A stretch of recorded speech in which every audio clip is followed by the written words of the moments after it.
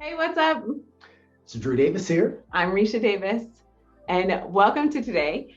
We are super excited to be here. Before we get started, make sure you click the like button below, make sure you click the subscribe button, and come with us on today's journey. All right. Yes. We got some good stuff for you today. And we're going to be talking about simple changes that you can make to improve your life. But it's not that vague, it's not that vast of a topic. It's two specific ways that we're going to give you because it really boils down to how you evaluate the way that you're trying to improve your life. And most people evaluate the quality of your life by just making statements about the world. And what we're going to do is push you to start asking questions as opposed to making statements. And we'll tell you a little bit more about that as to why and the backstory, how this all came to be. So, think about that little voice in your head, right? We all have that little voice, and sometimes it's louder than others, but all day long, that voice is speaking and it's speaking to you, right? And when that voice is speaking to you, I dare yourself to answer the question, is that little voice asking me questions, or is that little voice telling me statements? Because if that little voice is telling you statements, then it's really inhibiting your ability to grow. Hmm. Why would that be? Your brain and your mind is always looking to figure out challenges. It's always seeking answers. And when it's telling you statements, what's happening is it's telling you answers. So it's just saying answers, answers, answers. But you're not asking it questions. So you're not asking your brain to expand it all.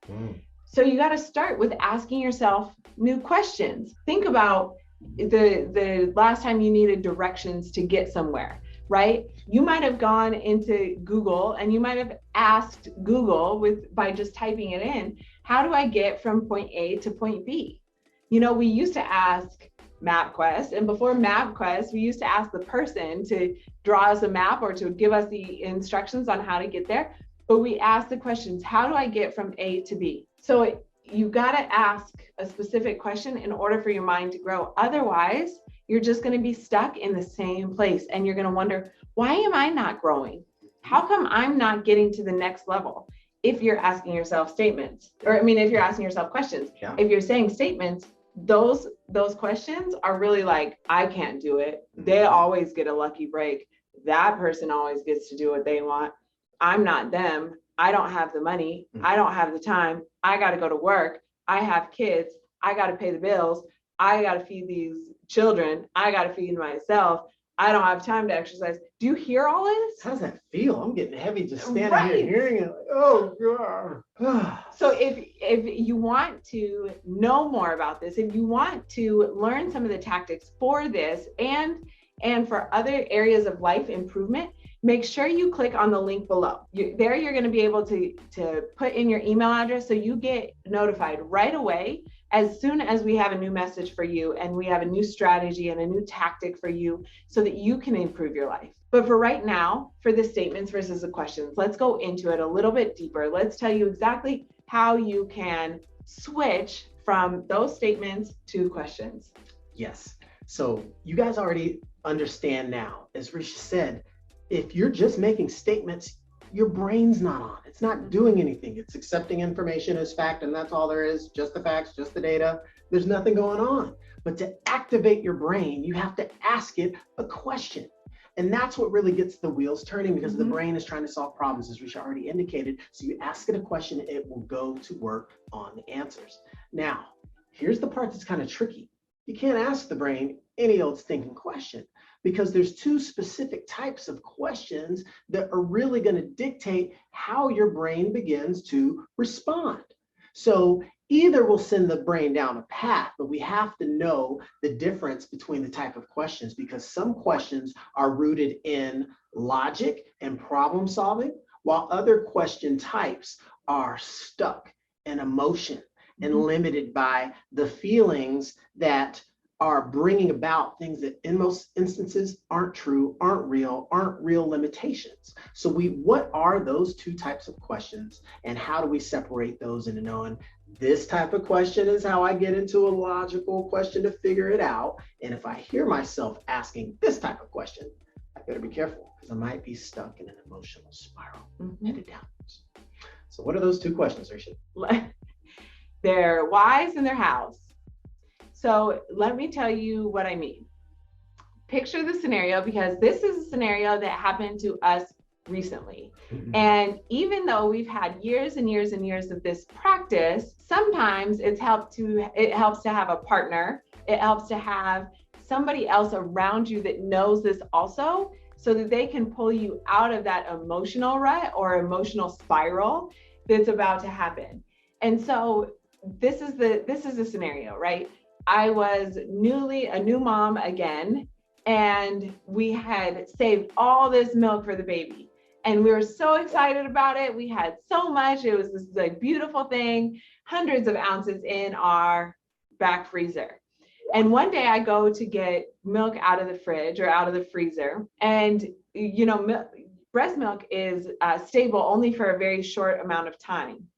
And so I went to the freezer to grab a new bag, and only then did I find out that something happened with the refrigerators and the freezers all went down. And now all the milk has melted, or it's thawed. And in this moment, I slammed the freezer door and I walked to Drew, because I had a little bit more emotional intelligence than I would have had at baby number one. Yeah. But I walked to Drew and I just told him, there's a problem. You need to go handle it. The fridge is broken. All my milk is gone. And then my mind started to go to, why is this happening to me? Why did that happen? Why is this? Why is that? Why not me? Why not more milk? Why don't I have more milk? Why can't I produce more? Why don't I have enough? And all these questions of why?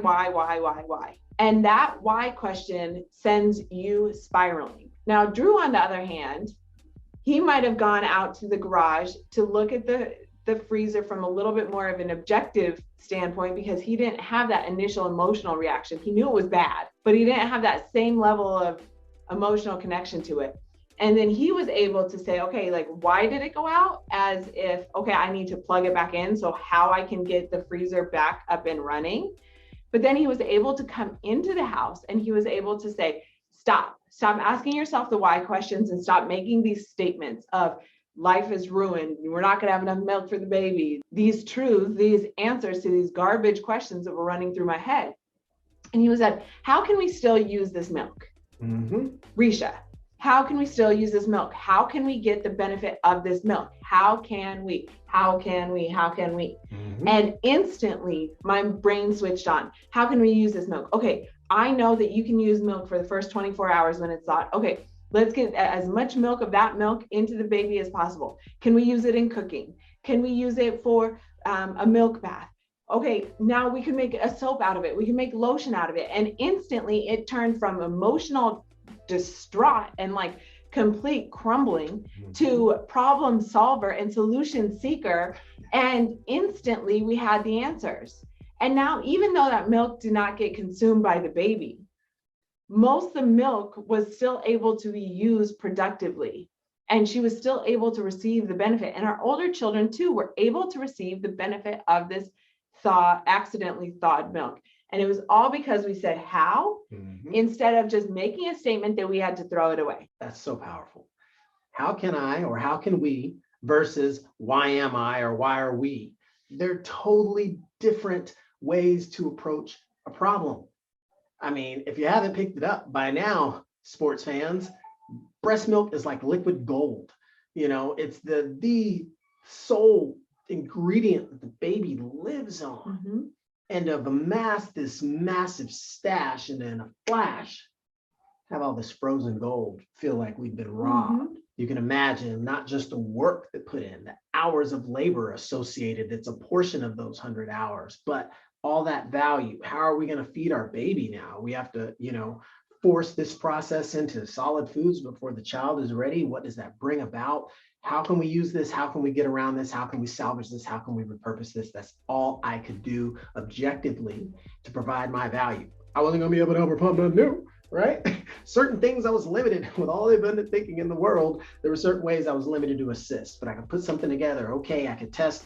Okay, these ones are still rock solid because they were buried around a bunch of icy other things that are still good. The power's been restored. We have all these things going for us. What's the real impact? What's the real damage? What's undrinkable, right? Mm-hmm. These are the questions. How can we get through this? How can we figure out a way and find a way? Will so much better serve you than the, oh, woe is me, why am I? But it happens. We're human species. We have emotions, right? And that energy in motion with that why, getting it flicked and kicked off, will really spin you down a path that you don't want to go, especially when you can't really afford to go down that path in certain situations. You know, it's like, can you imagine a soldier in the trenches in a war and his best buddy gets taken out right next to him? I mean, he's going to mourn him, but, you know, you can't sit and cry the rest of the night. There's just still bullets flying at you, right? I mean, so, you know, not to get morbid, but the idea that, you know, it's like, how can I get out of this? The brain has to turn on. You better ask yourself a question. How can I survive and not catch one in the noggin